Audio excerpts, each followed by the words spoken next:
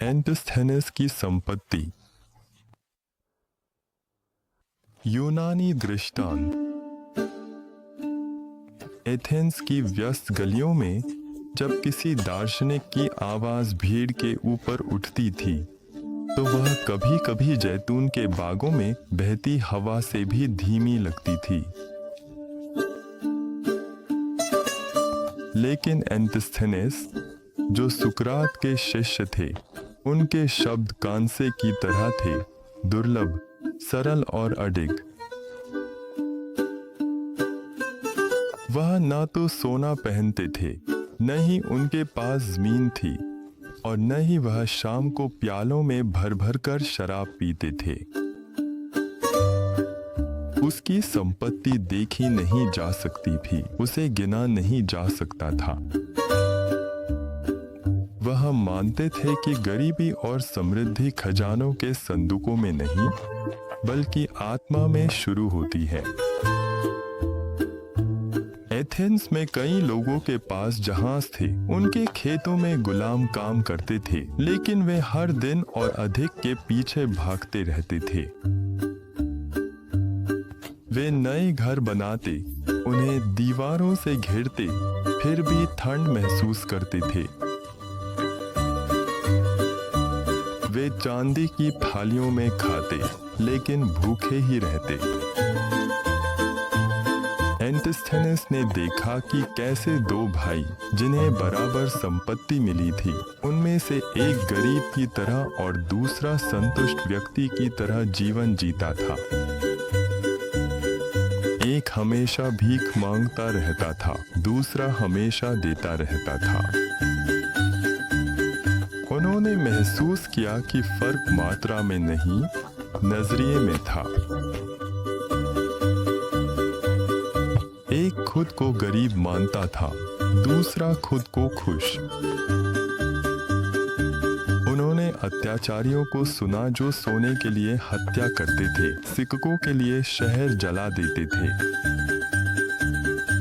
वह मानते थे कि ऐसे लोग बीमार हैं, उनकी आत्मा में एक ऐसा छेद है जिसे कभी भरा नहीं जा सका। वे खाते थे, लेकिन संतुष्ट नहीं होते थे। वे पीते थे, लेकिन प्यासे ही रहते थे। एक हमेशा भूखे जानवर की तरह वे दुनिया को निगलते थे, लेकिन जीवन में कोई स्वाद नहीं पाते थे। दूसरी ओर एंटिस्थेनेस थोड़े में ही संतुष्ट रहते थे। वे भूख लगने पर ही खाते थे,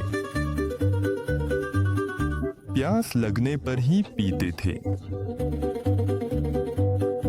थकने पर सोते थे और उठने पर तरोताजा महसूस करते थे।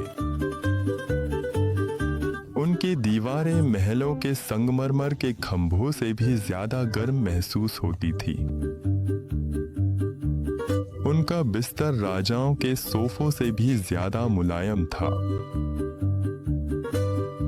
उनकी इच्छाएं सरल थी और उनकी संतुष्टि अमीरों की सुख सुविधाओं से भी गहरी थी। वह मानते थे कि सबसे अनमोल उपहार है बाहरी दुनिया से स्वतंत्र रहने की क्षमता। अगर उनसे सब कुछ छीन भी लिया जाए तो भी वे खोए हुए नहीं होंगे।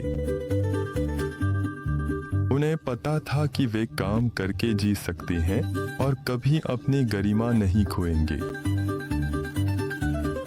वे कोई भी काम कर सकते थे और किसी भी काम में अपना पेट भर सकते थे। जब उन्हें सुख की तलाश होती वे उसे खरीदते नहीं थे। वह इंतजार करते थे जब तक उसकी जरूरत स्वाभाविक रूप से महसूस न हो, और तब उसका स्वाद असली होता था। वह मानते थे कि असली आनंद खाने या शराब की कीमत में नहीं, बल्कि उस पल में है जब शरीर और आत्मा उन्हें कृतज्ञता के साथ स्वीकार करने के लिए तैयार हों।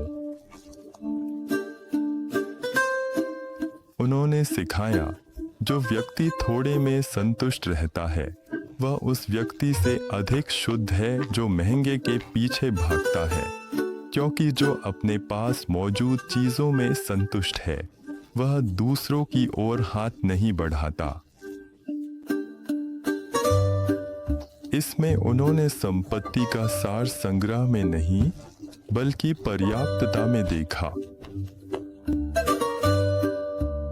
और इसी तरह वह एथेंस की गलियों में घिसा चोगा पहनकर चलते थे, लेकिन उनकी आत्मा आकाश जितनी भरी थी। जो लोग उनके पहनावे पर हंसते थे वे नहीं जानते थे कि असल में वे खुद कितने गरीब हैं।